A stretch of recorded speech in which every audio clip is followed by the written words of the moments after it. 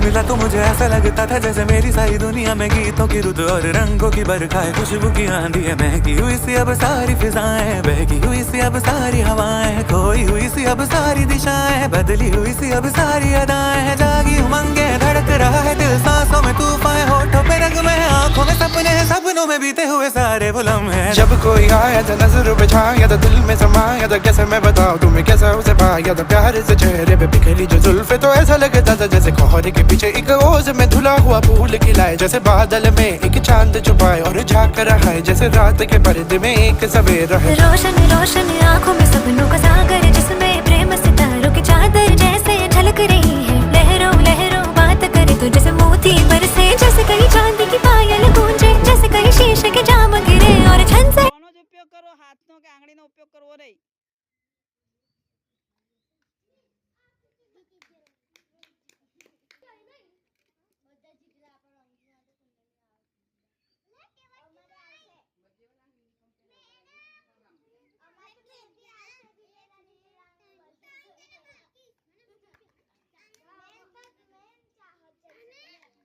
સરસ હિમાંશી।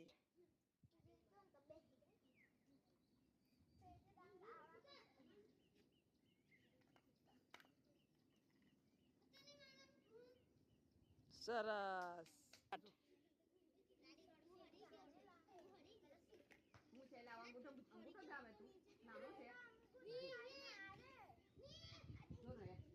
ચલો સરસ।